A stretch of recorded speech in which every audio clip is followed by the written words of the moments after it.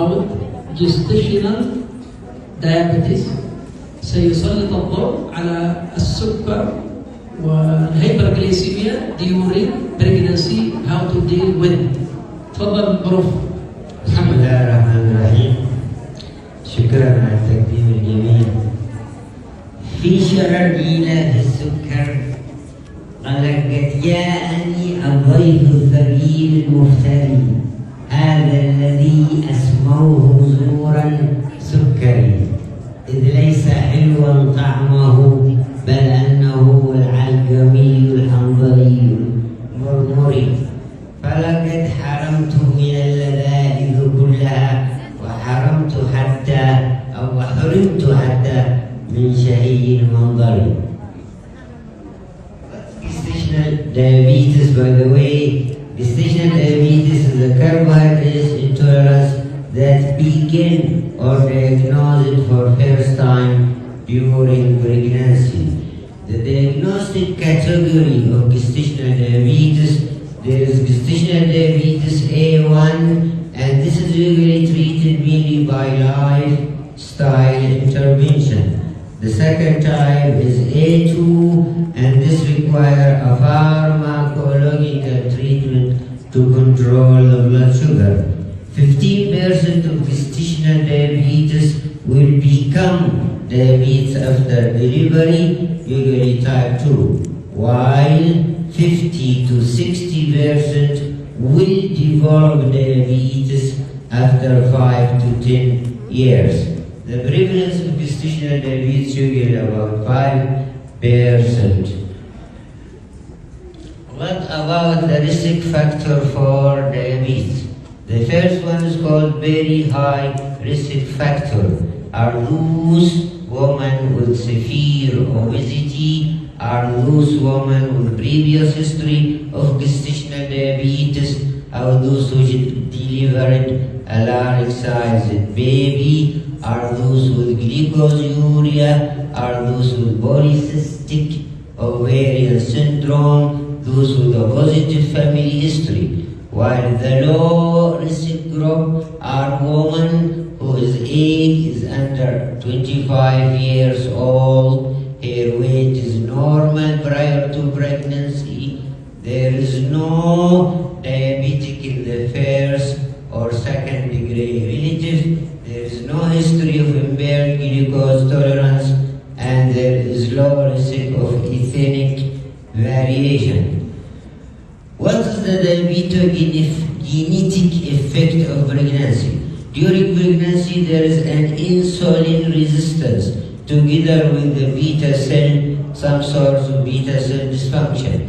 Insulin resistance is due to the many hormones, including the human placenta lactogen, including the estrogen and the progesterone and the cortisol. Also the role of the cytokinase, including the tumor necrosis factor alpha. Also there is a destruction of the insulin by the placenta and by the kidney. Also there is increased lipolysis, there is impaired or changes in the glyconeogenesis. Also there is some source of beta cell dysfunction. What is the clinical feature of diabetes or gestational diabetes? The same as diabetes with the characteristic classic triad, as you know, polyuria and polydipsia and weight loss. There is also blurring of vision, there is infection in the bladder and the vagina and the skin. How to diagnose a gestational diabetes? If the patient is clinically symptomatic, if the patient came to you with a symptom, you have to order for the fasting blood sugar, for the random blood sugar, and for oral glucose tolerance test. It's better to avoid hemoglobin A1C because HbA1c usually capture the chronic hyperglycemia, and the gestational diabetes is an acute presentation, so the A1C may be normal at the time of presentation. World Health Organization diagnosis if one or more of the following criteria are met. The fasting blood sugar ranges from 5.1 to 6.1 millimole per liter. 1 hour blood glucose more than 10 millimole, or 2 hour blood glucose from 8.5 to 10 millimole per liter. What about asymptomatic patient? Patient with gestational, she is asymptomatic. The NICE and World Health Organization recommended a screening test for gestational diabetes by using one-step or two-step oral glucose tolerance test. When we are going to do the screening test, what is the time of doing the screening test?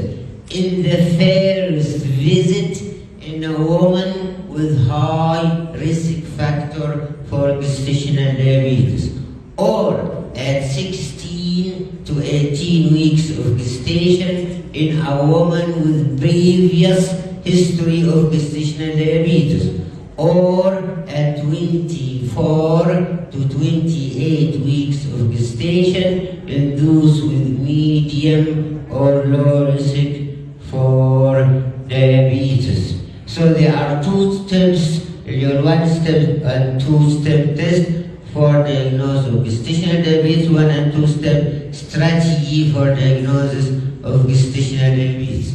The one-step strategy, usually they perform a 75 gram oral glucose tolerance test with the plasma glucose measurement when the patient is fasting and after 1 and 2 hours. Usually at 24 to 48 weeks of 24 to 48 weeks of gestation, if the woman is not previously diagnosed with overt diabetes, you have to ask the patient to fast for at least 8 hours or more. Then you have to check fasting blood sugar. If it is the diagnosis with the blood sugar level meets or exceed fasting 92 milligram per deciliter, 1 hour postprandial 180 milligram, and 2 hour postprandial 1 hour post oral glucose tolerance test 153 milligram per deciliter. The two-step diagnostic strategy. Step 1, usually you have to perform a 50 gram non-fasting glucose load test. There is no need for fasting. You have to give the woman about 50 gram glucose and you have to check the blood sugar after 1 hour. If the blood sugar after 1 hour is more than 240 milligram, you have to proceed to 100 gram oral glucose tolerance test. This is the step 2. يبقى step 2 100 gram oral glucose tolerance test while the patient in a fasting. The diagnosis is made with more than 2 blood glucose level more or exceed the fasting أكثر من 95 1 hour أكثر من 180 ملغ per deciliter, 2 hour more than 155 milligram per deciliter, 3 hour more than 140 milligram per deciliter. What is the pathogenesis of complication of gestational diabetes? As we know that there is a risk factor, for example, increasing in the cortisol, growth hormone, progesterone, and placenta-lactogen. This leads to increased hepatic glucose and increasing free fatty acid, which leads to gestational diabetes. Insufficient insulin secretion and insulin resistance also cause gestational diabetes. Obesity and lack of exercise or unhealthy diet, they cause gestational diabetes. Gestational diabetes will affect the fetus and also have an effect effect in the mother. Effect in the fetus is due to increased glucose and increasing free fatty acid. This leads to increased fat amounts and hyperinsulinemia. This leads to neonatal hypoglycemia and obesity and diabetes in baby and children. Also, gestational diabetes leads to increased oxygen uptake, increased oxidative stress, increased fetal substrate, increased delayed organ maturity, and increased endothelial dysfunction. This leads to polycythemia, neonatal asphyxia, stillbirth, shoulder dystocia, respiratory distress problem, microsomia, and other birth problem like dysmorphogenesis. In the mother, there is a spontaneous abortion, hypertension, cesarean section delivery, gestational diabetes recurrence, and increasing risk of type 2 diabetes, retinopathy, nephropathy, and ketoacidosis.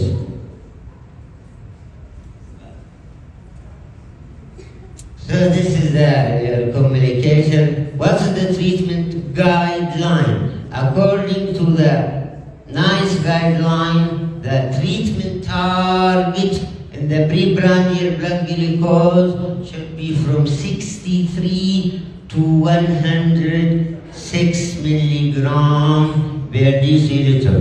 1 hour postprandial should be less than 140 milligram per deciliter.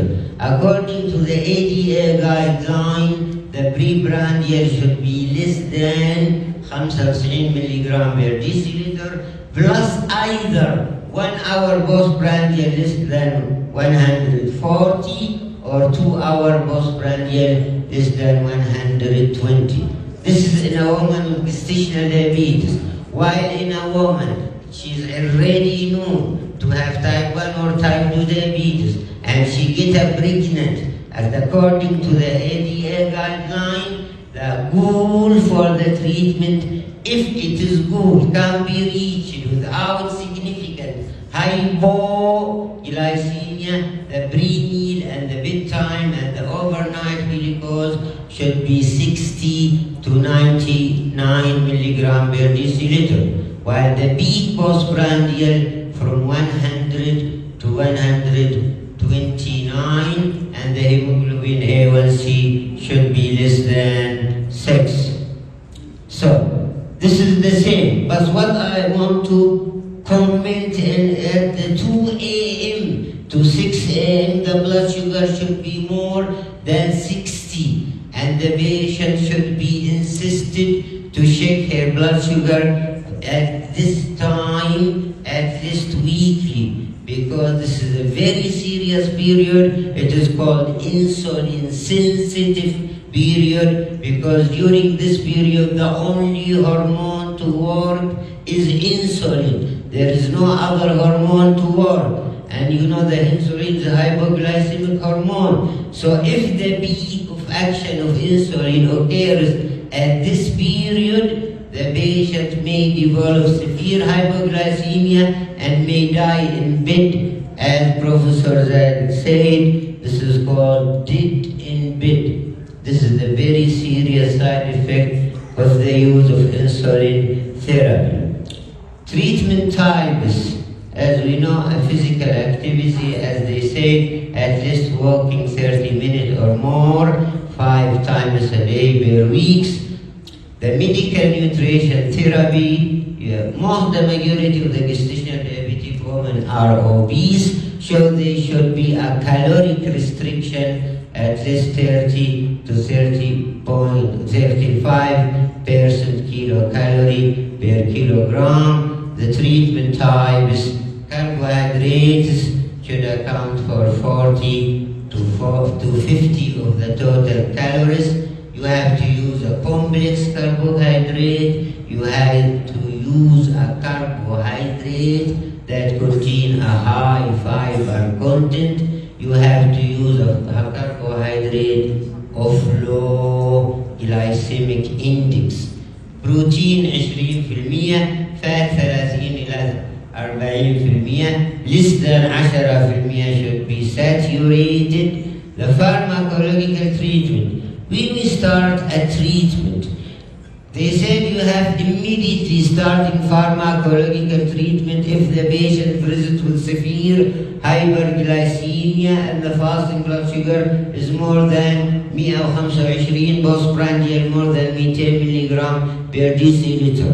The Canadian Diabetic Association and the NICE Association recommended that you have to start pharmacological treatment if the lifestyle intervention fail to achieve a glycemic target within 1 to 2 weeks, or if the ultrasound shows a fetal macrosomia, so you have to start pharmacological. What's the types of pharmacological treatment? We have insulin, metformin, and glyburide. The majority of recommendation is with insulin, especially ADL, Food and Drug Administration. They prefer only insulin while other is not. But when we use metformin, the metformin is used when the patient refuse insulin. The patient refuse insulin or the insulin cannot be used safely. The insulin cannot be used safely. What's the mechanism of action? As you know, what is the benefit? طبعا الميتفورمين it overcome insulin resistance. الميتفورمين decrease body weight. الميتفورمين does not or it has no risk of hypoglycemia. الميتفورمين is very benefit, particularly in a pregnant woman with polycystic ovary syndrome. يبقى very effective. The adverse effect ممكن يعمل preterm delivery, contraindication, as you know. Where is can I do? This is the many studies that some of them are with use of metformin and other are against the use of metformin. What about the glyburide? The glyburide can be used as a third line treatment. If the patient refuse insulin and the patient cannot tolerate metformin, or metformin is contraindicated, or the patient does not reach a glycemic target with metformin, we can use a glyburide. So the best drug up till now for the treatment of gestational diabetes is insulin. So it is the first line therapy. There are two types, as you know, of insulin. There is a human insulin and insulin analogs. Human insulin, either your rapid acting, your act rapid, or intermediate acting, your MPH. While the insulin analog, also there is aspart and lispro, and long-acting analog, the glargine and detomers. What is the difference between the two? They say that the insulin analog has low risk of hypoglycemia. They have immediate action after injection. Yani the onset of action is immediate. Some of them, especially the long-acting, are peakless, so there is no risk of hypoglycemia. But they say that the insulin, aspart, and glargine may have some teratogenic effect, so it's better not to be used. Detamar is bitter, and the lispro is bitters. What is the treatment regimen? If the patient is present only with fasting hyperglycemia, you have to start with basal insulin only. If the patient present with both fasting and postprandial hyperglycemia, you have to use the basal bolus insulin regimen. What is the dose? In the first trimester, is 0.7 international unit per kilogram per day. In the second trimester is 0.8. Priority of recommendation is with insulin, especially ADL, Food and Drug Administration. They prefer only insulin while other is not. But when we use metformin, the metformin is used when the patient refuse insulin. The patient refuse insulin, or the insulin cannot be used safely. The insulin cannot be used safely. What's the mechanism of action? As you know, what is the benefit? طبعا الميتفورمين it overcome insulin resistance.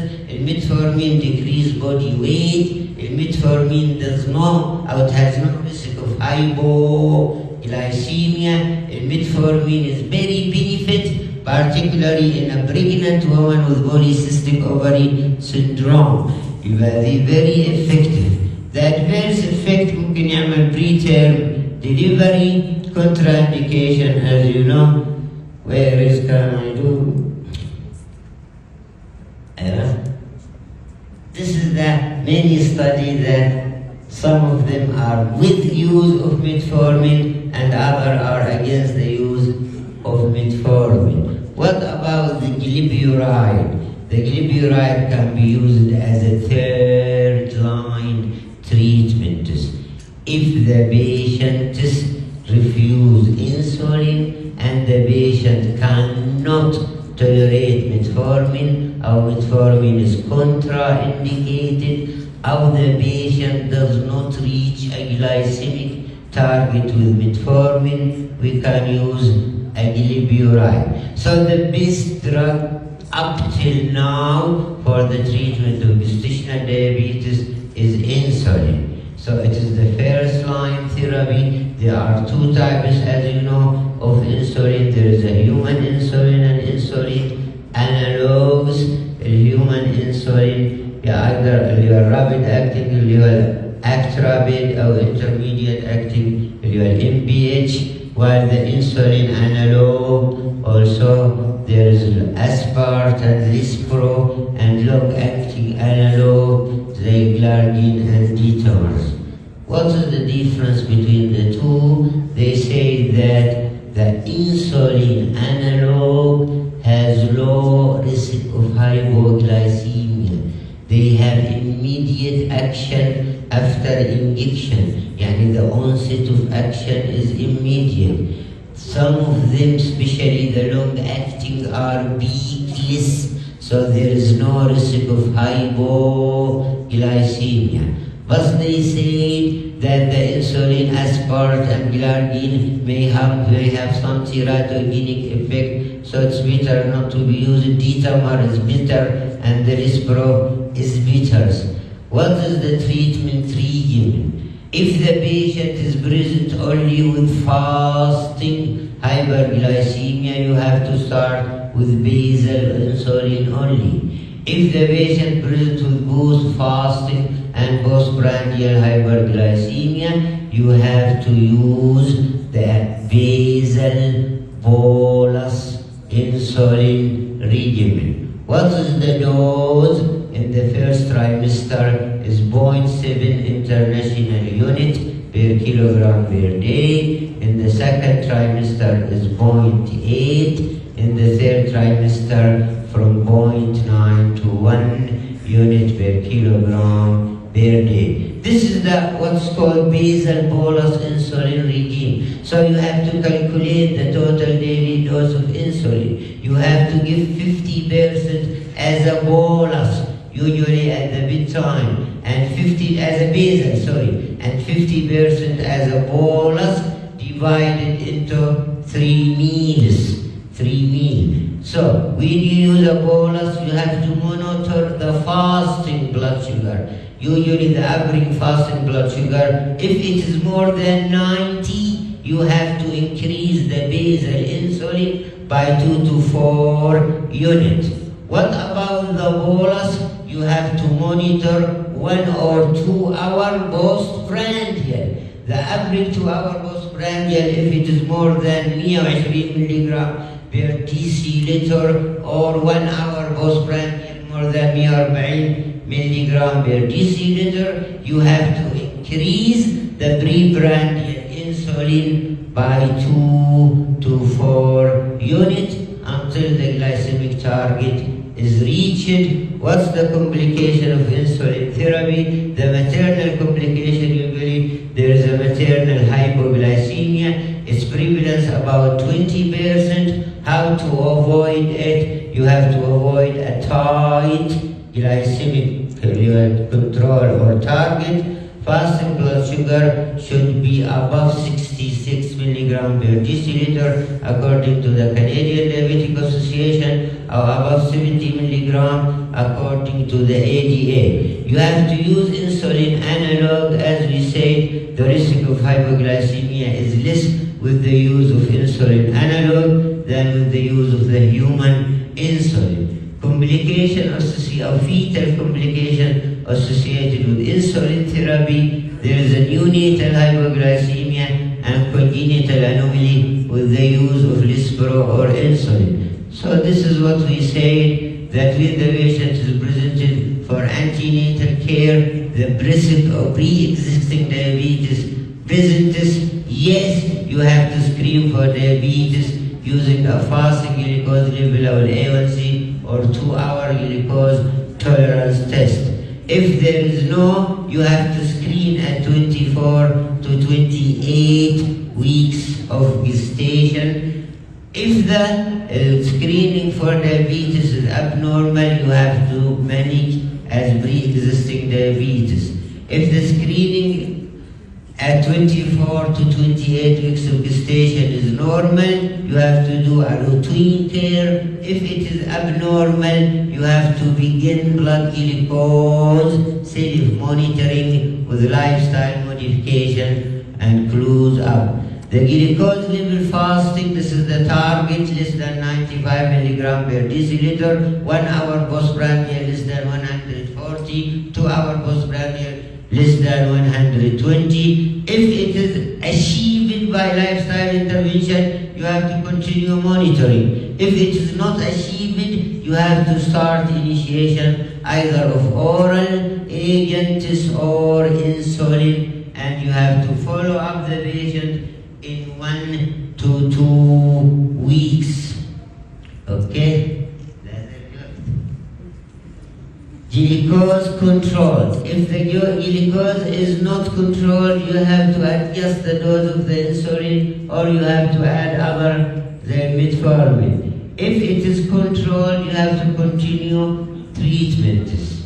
Consider antenatal testing. Maternal antenatal testing, usually at 32 to 34 weeks, if using oral agent or insulin. If the patient has a poor glycemic control despite medication use or another indication for delivery, such as preeclampsia presentis, yes, you have to induce induction of labor as clinically indicated.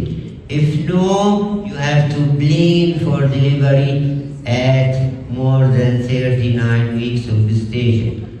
About after delivery, what you are going to do, you have to monitor the children for the development of hypoglycemia, and you have to monitor the mothers for whether she is normal, how she has impaired glucose tolerance, how she has already type 2 diabetes.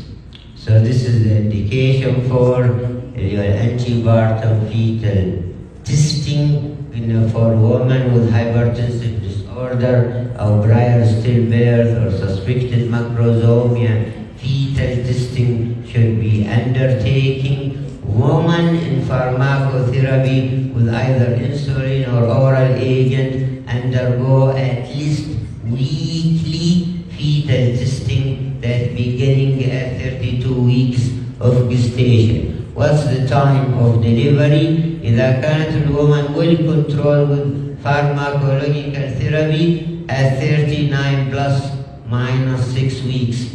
At a woman which is well controlled on diet at the 39 plus 0 or 40 plus minus 6. If it is not controlled at all at 37 plus minus 0 to 38 plus minus 6, after delivery, postpartum screening usually at 6 to 12 weeks by 75 oral glucose tolerance test. If it is normal, you have to continue screening every 3 years. If the glucose tolerance test is impaired, fasting glucose or impaired glucose tolerance, you have to refer for nutritional therapy and weight loss management. If it is new diagnosed as diabetes, you have to refer for the treatment of diabetes with thank you. Assalamu alaikum.